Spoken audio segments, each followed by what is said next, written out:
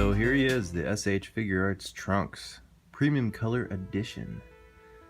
Oh snap. As you can see from the box, it's from Tamashii Nations and Bandai and Funimation. So like I said, this is the Premium Color Edition, which is a rehash of the original. He's now decently priced at $45.99. I've seen him as low as $36 and as high as like $100 already, but you just gotta know where to look, I guess. So enough chit chat, let's take a look at this box. Oh yeah. So on this first side you get a multi-view of Trunks. Looks pretty cool. I like it. On the back you get to see what all the accessories can do for your figure. Pretty snazzy. On this side you get to see Trunks, the actual figure. In the window display you get to see all the little accessories you get to open up. Pretty cool. Multiple faces, his sword, extra hands and whatnot.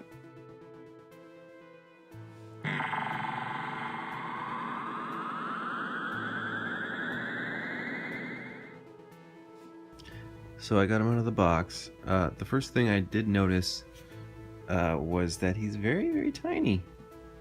He's a tiny little figure. I'm not knocking it because he's in scale with everybody else, but I don't know. I thought he was going to be a little bit bigger. Go figure. The first obvious problem I spot with this figure is probably his belt. It looks like cheetah print, but looking back at the anime, it's just black lines for detail. But the way they paint it, and don't paint it like in that corner area right there, I don't know, it looks a little bit like cheetah print to me. Like it's too thick, the details are too thick. They're just supposed to be black lines. So, not cool. Another thing I'm gonna gripe about is the jacket. Although you do see a little bit of shading in the elbow region, it's just a straight blue jacket. I was watching the anime and it's like a purple with a blue in there. It's more than just a solid color. And this being the Premium Color Edition, that's a little disappointing to me. Although you do get a nice little Capsule Corp logo on his shoulder. Another thing I don't really care for are the elbow joints. They are pretty much the same ones they always use, but they just look more out of place on this figure. I don't know, maybe they could have done some overlapping techniques with the jacket. I know they're trying to keep it thin, but they're just so obvious that it bugs me a little bit. Yeah. I do like the overall sculpt of everything. It looks great. The jacket, I like how you get separated arms at the shoulders from the jacket, so it gets a little bit more range of motion. But I did find when trying to do a little stop motion that you can't get his arms to come forward because his jacket stops it. And I'll show you a comparison with the other Figuarts DBZ characters, and he just gets the short end of the stick on the hands touching part. This is as far as you get. Kind of crappy. Alright, let's check out this articulation this toy's given us. Oh yeah. Alright, starting with the head. It's kind of negated from the jacket. He does look down quite a bit. He can only look forward, not straight up, because again, the jacket's brim right here halts any action. The shoulders, they can move all the way around, windmill punches all day. It's in a nice little armpit joint in there. It can do anything you want it to do basically, except go towards his chest. It's pretty lovely. It's got a double elbow joint right here, and his wrist is at a ball joint, and it swivels all the way around. For the stomach area, he does have separated torso, although you can't get anything really out of it. I tried. shit don't want to go. For the stomach as well, usually these figures can do whatever the hell you want them to do, but this one, you can barely get a little ab crunch out of there. That's all you're gonna get. And he does not swivel. At least I can't swivel him. For the crotch area, his legs do go in and outwards, and they spin all the way around. You can do some windmill kicks. He's got a double knee joint. Nothing on the calf. You got up and down motion on the ankle. You twist all the way around. And he does have a toe joint, which is a little inhibited. It barely goes up. Oh, that was his foot. Let's see it. Barely goes up right here. That's all you're gonna get out of it. I mean, like a smidgen. You get a smidgen toe joint, but it's okay. He seems to be okay without it.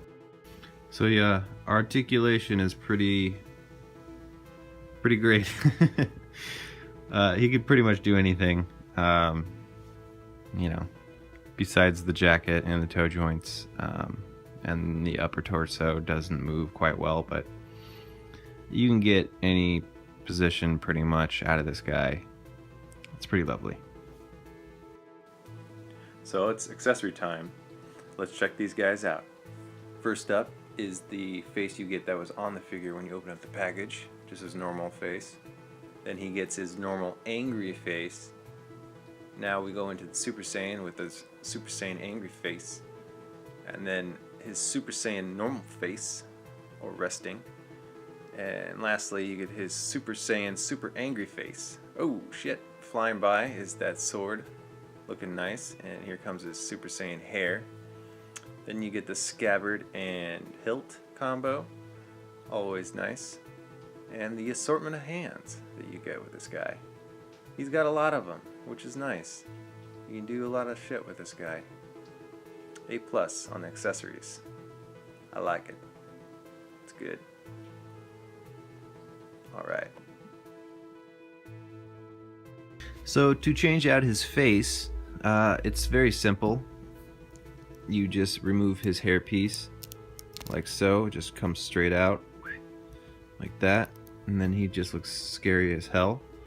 And then you grab it from his ear, if you have a nail, and you pull it off the same way. And you get this little nightmare child right here. And you choose the other face, slap her on, like so. And then you throw back on the hair. Very easy. Very, very easy. And for the Super Saiyan head, this one right here, you just take his head right here, pull it off. Make sure you don't use the front, because those little hairs will definitely break. And you use this little joint right here, and you secure it back in that little hole. It is a little hard. Whenever you push down, it tends to want to bend down or bend back. You kind of have to finesse it in, line it up, and use like gradual pressure until you hear it click. So yeah, it didn't work. Gradually apply more pressure until, oh, you hear that? Oh, see, that didn't even work. Alright, let me try again. It's a little annoying to swap heads. Luckily, he has a nice flat spot for your thumb to rest when you put it on. When you're trying to do it with the Vegeta or Goku, you're just like poking your fingers to death. Poking the cuss out of your fingers. Oh, I think I got it. Did you hear that click? There was a click. It's on there. Yes, I got it. Alright. So, it's hard, but you know, it can be done. And for the Super Saiyan face, it's slightly different. There's double layer, because his hair is a little thicker in the front. So you get a little double layer toupee right here. And, ooh. And then face pops right off, just like the last one. Face pops back on. Oh, art. And then you drop this thing on top and seals the deal. So yeah, it's easy. Just swapping the heads is a little tough. So to compare with the other line that Figuarts came out with, we have his father, Vegeta, which he lines up pretty nicely with. He's slightly smaller than Vegeta,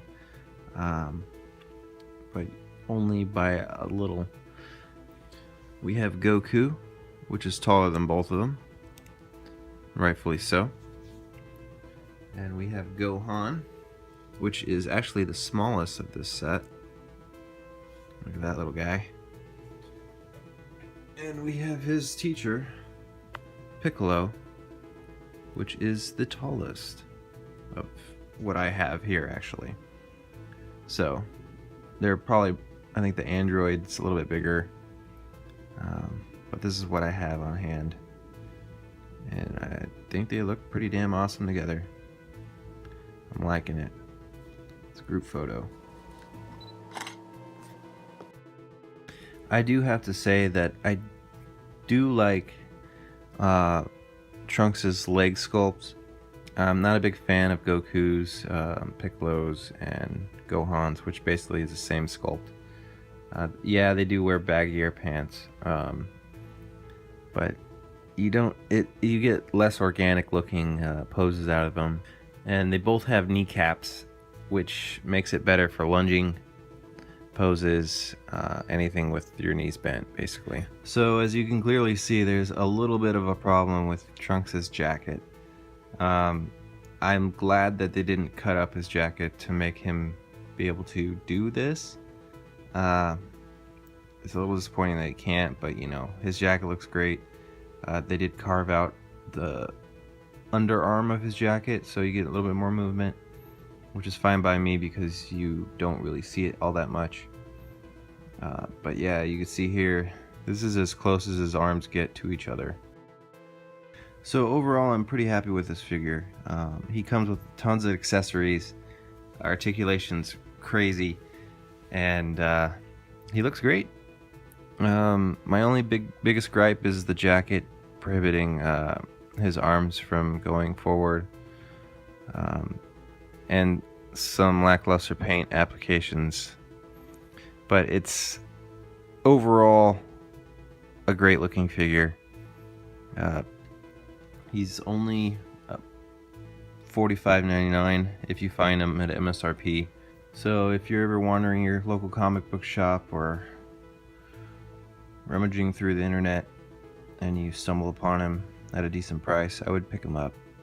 Especially if you like anything DBZ, man.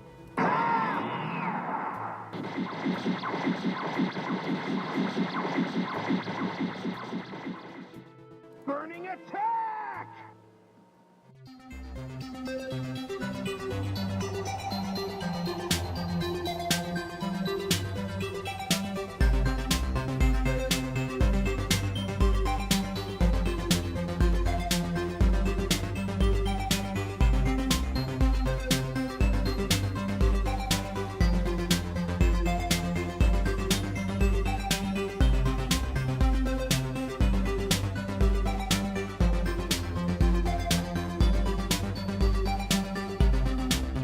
It's future Trunks. He's from the future.